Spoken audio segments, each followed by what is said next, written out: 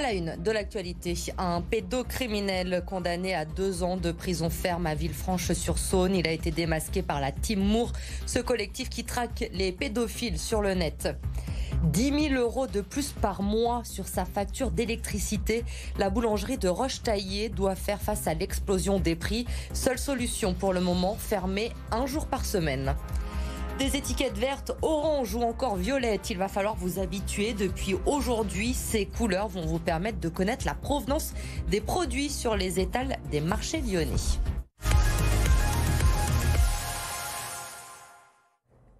Un homme âgé de 66 ans a été condamné à 2 ans de prison ferme pour avoir fait des propositions sexuelles à des mineurs sur Internet. Il avait été démasqué par la Team Moore, ce collectif qui traque les pédophiles sur le net. Les précisions de Lucine Olorgue. Son procès avait lieu vendredi dernier au tribunal de Villefranche-sur-Saône. Cet homme de 66 ans a donc été condamné à 2 ans de prison ferme pour avoir échangé en ligne avec une mineure sous une fausse identité. Dans ces messages que nous avons pu consulter, il lui faisait des propositions sexuelles, lui demandait des photos, lui envoyait des vidéos à caractère pornographique. Cet homme a en fait été confondu grâce au signalement d'activistes qui luttent contre la pédocriminalité en ligne. En mai 2022, un membre de ce collectif crée un faux profil d'adolescente et c'est à ce moment-là que cet homme commence à parler à la jeune fille fictive. Ils échangeront des dizaines de messages. Écoutez, Néla Moore, elle est la fondatrice de ce collectif d'activistes. Elle a participé au signalement de cet homme. On a plusieurs enfants virtuels sur la toile. Là, en l'occurrence, c'était un membre du collectif qui a mis en ligne une petite fille de 12 ans, une petite fille virtuelle. Et un individu du Beaujolais l'a contacté.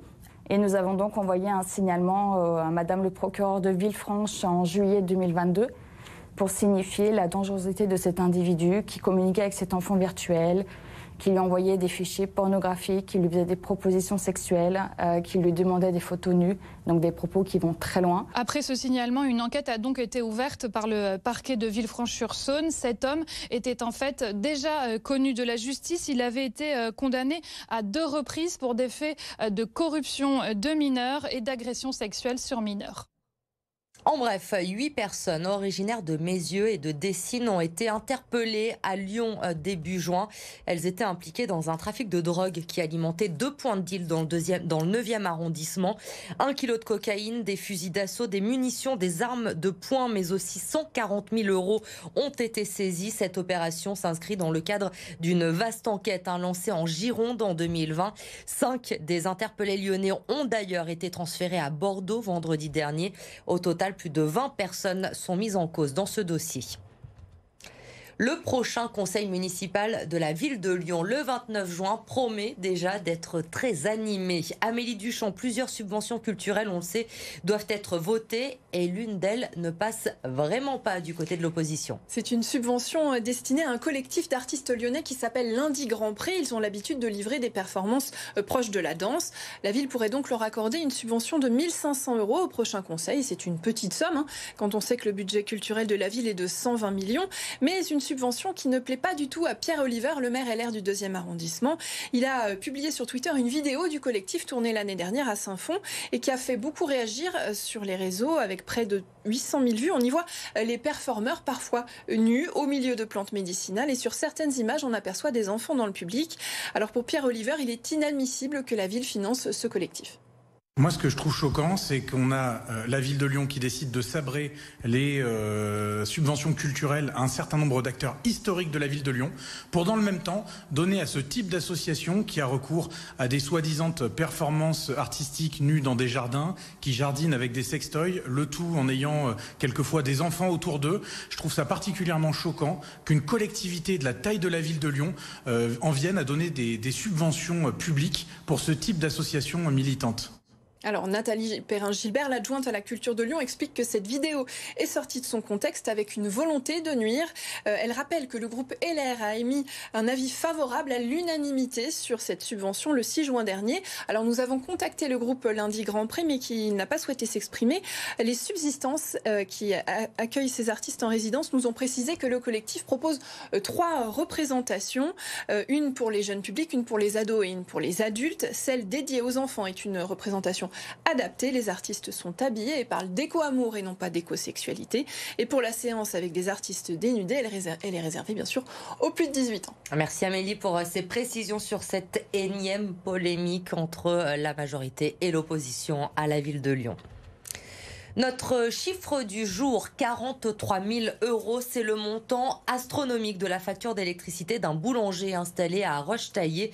Une hausse de 10 000 € par mois qui l'oblige à fermer un jour par semaine. Pauline Tugent. C'est une facture qu'ils ne vont pas oublier de sitôt. Près de 43 000 € d'électricité pour 3 mois, le triple de l'an dernier. Les gérants de cette boulangerie sont amers. Mais en fait, on travaille pourquoi ? C'est dur, on fait 80 heures par semaine, donc on part pas en vacances tous les ans. Ça fait mal au cœur, effectivement, de se lever tous les jours et de pouvoir avoir un peu de trésor dans sa société pour que ça parte à l'EDF en fait. Voilà, moralement c'est compliqué. Des dizaines de milliers d'euros payés du jour au lendemain grâce à leur trésorerie. Mais passer de 4 à 14 000 € d'électricité chaque mois n'est pas tenable. Le chauffage, les frigos et surtout le four, chaque élément qui consomme est optimisé. On voulait même arrêter certaines sortes de pains qui restent au four longtemps.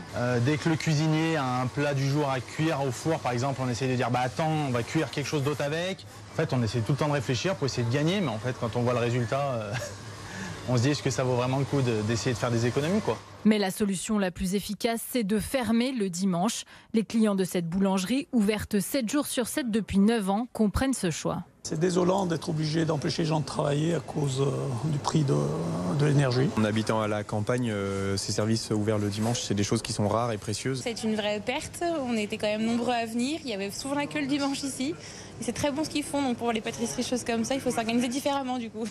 Les gérants ont fait appel à 2 courtiers et envisagent de changer de fournisseur d'électricité. Mais il faudra payer des frais de résiliation. Ouvrez bien les yeux si vous vous rendez prochainement sur un marché lyonnais. Des étiquettes font leur apparition sur les étals. Le but, c'est de mettre en avant les produits locaux. 5 marchés sont concernés pour le moment avant une généralisation à la rentrée prochaine. Arthur Blé avec Jérémy Pain. Des pancartes de couleurs qui indiquent la provenance des produits. D'un simple coup d'œil, les clients du marché Montplaisir peuvent connaître le lieu de production de leur achat. Une nouveauté qu'ils semblent apprécier. Bonne idée parce que ça nous donne l'information très rapidement. Il y a certains marchés clairement où c'est parfois un peu compliqué de connaître la provenance. Il faut poser la question au maraîcher. Là c'est plus simple. C'est bien, moi j'en tiendrai compte. Producteur ça m'intéresse, oui. Local aussi. 3 étiquettes aux couleurs différentes qui permettent de distinguer les produits. Étiquette verte, on est sur un produit direct producteur et local. Étiquette orange, un produit en circuit court et local. Et étiquette violette, un produit toujours en circuit court mais non local. Ça permet vraiment de donner une lisibilité et une meilleure information et puis aussi de mettre en valeur ces produits. Ce producteur est l'un des premiers à utiliser ces étiquettes. Il vend à la fois ses propres produits, mais aussi ceux d'autres maraîchers de la région et au-delà.